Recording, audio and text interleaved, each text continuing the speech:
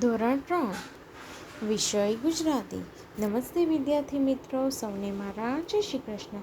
આજે આપણે ધોરણ 3માં વિષય ગુજરાતીનો અભ્યાસ કરીશું, તો ચાલો જોઈએ।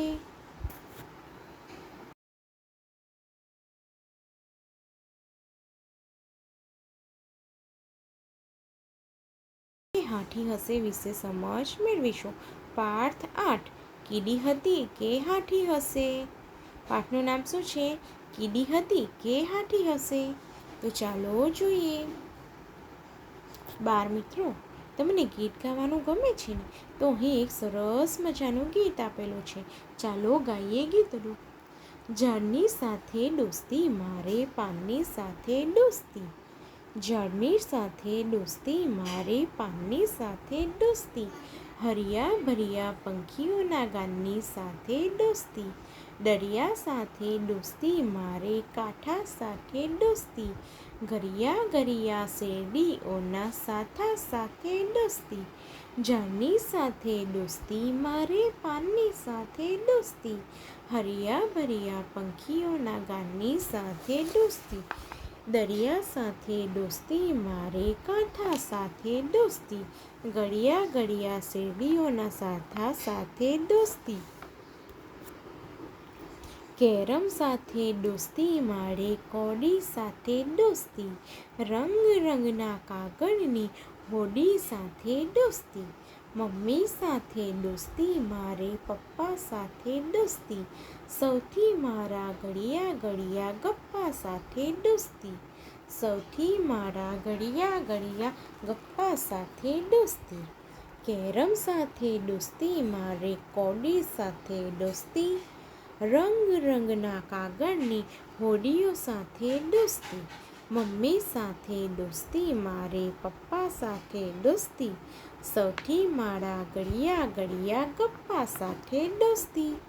આ ગીતનો કોણે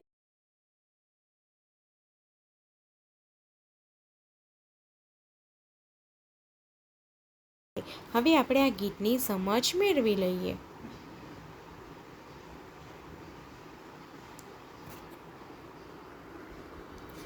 ઝાડની સાથે દોસ્તી મારે, પાનની સાથે દોસ્તી।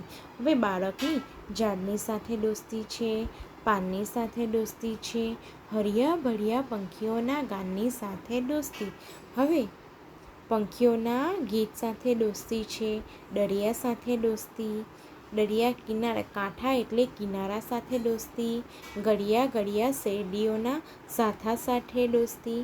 બાળકની ગળિયા ગળિયા એટલે કે મીઠી મીઠી શેરડીઓના સાથા સાથે દોસ્તી છે। આમ બાળકની ઝાડ, પાન, પંખીઓના ગીત, દરિયા સાથે, દરિયાના કાંઠા સાથે અને શેરડીઓના સાથા સાથે દોસ્તી છે। કેરમ સાથે દોસ્તી મારે, કોડી સાથે દોસ્તી। બાળકની કેરમ અને કોડી સાથે દોસ્તી છે। રંગ રંગના કાગળની હોડીઓ સાથે દોસ્તી। હવે રંગીન કાગળની હોડીઓ સાથે દોસ્તી છે। દોસ્તી એટલે મિત્રતા। મમ્મી સાથે દોસ્તી મારે, પપ્પા સાથે દોસ્તી। મમ્મી સાથે, પપ્પા સાથે પણ દોસ્તી છે। સૌથી મારા ઘડિયા ઘડિયા ગપ્પા સાથે દોસ્તી। હવે સૌથી વધારે શાની સાથે દોસ્તી છે? બાળકના પોતાના ઘડિયા ઘડિયા એટલે મીઠા મીઠા ગપ્પા સાથે દોસ્તી। ગપ્પા સાથે પણ બાળકને દોસ્તી છે। આમ બાળકને ઝાડની સાથે, પાનની સાથે, પંખીઓના ગાન સાથે, દરિયા સાથે, કાંઠા સાથે, ગળિયા એટલે કે મીઠા મીઠા શેરડીના સાથા સાથે દોસ્તી છે। કેરમ કોડી સાથે, કાગળની હોડીઓ સાથે, મમ્મી પપ્પા સાથે દોસ્તી।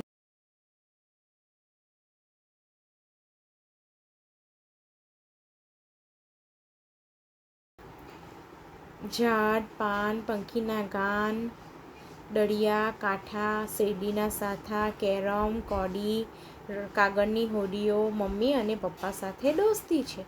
અને સૌથી વધારે દોસ્તી પોતાના ગપ્પા સાથે છે। અને આ ગીત કોણે લખેલું છે? સુરેશ દલાલી। શોધો અને લખો। ચિત્રમાં કોણ ક્યાં સંતાયેલું છે તે લખવાનું છે। સૌપ્રથમ આપણે આ ચિત્રનું વર્ણન કરીશું। અહીં એક ચિત્ર આપેલું છે। શું આપેલું છે? ચિત્ર આપેલું છે. ચિત્રમાં ઘણા બધા પ્રાણીઓ દેખાય છે.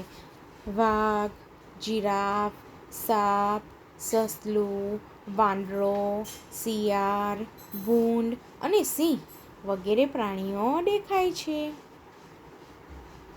હવે પ્રાણીઓ ક્યાં છુપાયેલા છે તેના વિશે જોઈશું. સૌપ્રથમ વાંદરો. વાંદરો ક્યાં છે? ઝાડની ડાળી પાછળ સંતાયો છે.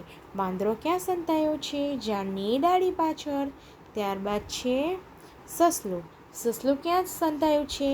ઊંચા ઘાસની પાછળ. સસલું ક્યાં છે? ઊંચા ઘાસની પાછળ સંતાયેલું છે. ત્યારબાદ છે વાઘ. વાઘ ગુફાની પાછળ સંતાયો છે. વાઘ ક્યાં છે? ગુફાની પાછળ. ત્યારબાદ સાપ. સાપ થડની બખોલમાં સંતાયેલો છે. સાપ ક્યાં સંતાયેલો છે? થડની બખોલમાં. ત્યારબાદ સિંહ. સિંહ પથ્થરની પાછળ સંતાયેલો છે. સિંહ ક્યાં સંતાયો છે? પથ્થરની પાછળ. જીરાફ ઝાડીની પાછળ સંતાયો છે. જે મોટી મોટી ઝાડીઓ દેખાય છે એની પાછળ જીરાફ સંતાયેલો છે. ત્યારબાદ શિયાળ.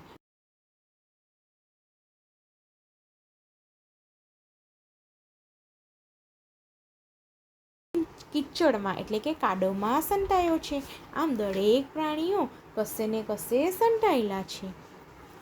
સસલું ઊંચા ઘાસની પાછળ, વાઘ ગુફાની પાછળ, જીરાફ ઝાડીની પાછળ, વાંદરો ઝાડની ડાળી પાછળ, સિંહ પથ્થરની પાછળ, સાપ થડની બખોલમાં, શિયાળ પર્વતની પાછળ અને ભૂંડ કિચડમાં સંતાયેલું છે.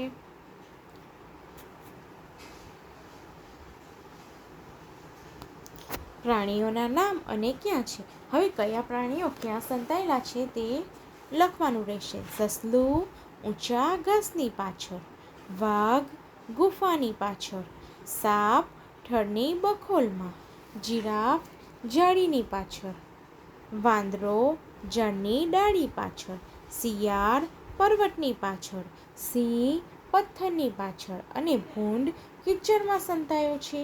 ભૂંડ ક્યાં સંતાયો છે? કિચડમાં.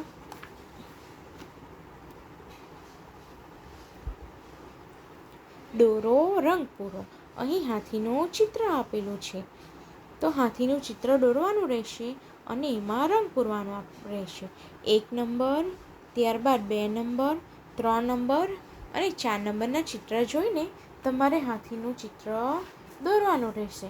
તેમાં ચ, ચ, શ્ર, સ્વ મૂળાક્ષરોનું લેખન કરવાનું રહેશે. ચ, શ્ર, સ્વ આ મૂળાક્ષરોનું લેખન કરવાનું રહેશે હાથીમાં અને તેમાં તમારે રંગ પૂરવાનો રહેશે. આમ હાથીનું ચિત્ર પૂરવાનું છે, રંગ પૂરવાનો છે.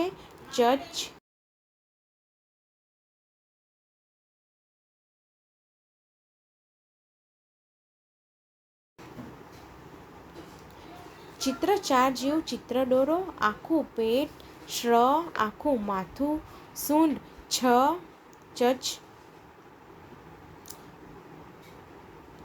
બધા પગમાં સ્વ મનપસંદ રંગથી લખો. હવે અહીં ચિત્ર દોરવાનું છે હાથીનું અને આખું પેટ અને આખા પેટમાં શ્ર લખવાનો છે. શ્રમનો શ્ર લખવાનો છે. આખા પેટમાં શું લખવાનું છે? શ્ર. આખા માથામાં ચચ અને સૂંઢમાં પણ ચચ અક્ષર લખવાનો છે અને બધા પગમાં સ્વ મનપસંદ રંગથી લખો. આમ આખું પેટ શ્ર, આખું માથું અને સૂંઢ ચચ અને બધા પગમાં સ્વ મનપસંદ રંગથી લખવાનો રહેશે.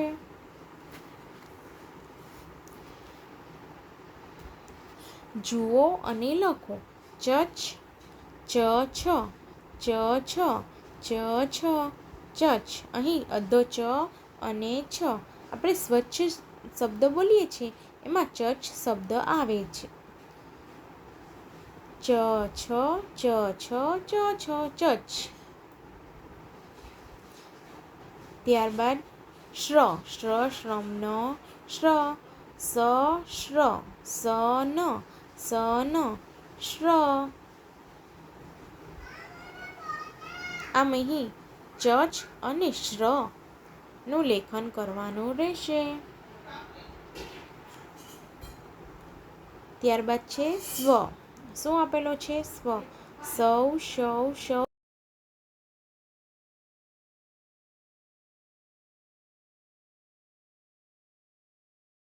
રહેશે. વાંચો. ચચ, શ્ર, સ્વ જેમાં આવતો હોય તેવા શબ્દો શોધી તેની નીચે લીટી કરો. કેતને શિક્ષકને પ્રશ્ન પૂછ્યો, સાહેબ, આ શ્વાસ ઉચ્છ્વાસ એટલે શું? સાહેબ બોલ્યા, કેતન, આપણે નાક વડે જે હવા લઈએ તે ક્રિયાને શ્વાસ કહેવાય અને જે નાક વાટે હવા બહાર કાઢીએ તે ક્રિયાને ઉચ્છ્વાસ કહેવાય. જેમ સ્વચ્છ પાણી શરીર માટે સારું, તેમ સારા સ્વાસ્થ્ય માટે સ્વચ્છ હવા જરૂરી છે.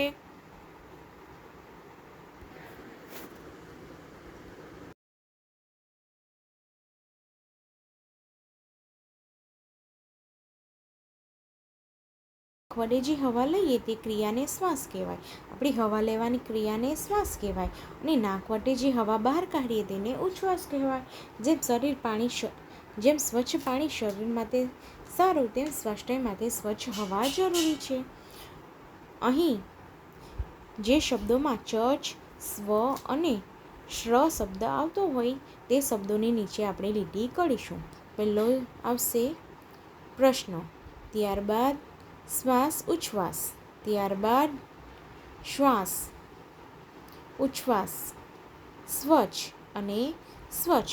આ શબ્દોમાં ચચ, શ્ર અને સ્વ શબ્દોમાં આ મૂળાક્ષરો આવે છે, તેથી તેની નીચે લીટી કરવાની રહેશે. ચ, સ્વ, શ્ર થી બનતા શબ્દોને ખાનામાં મૂકો.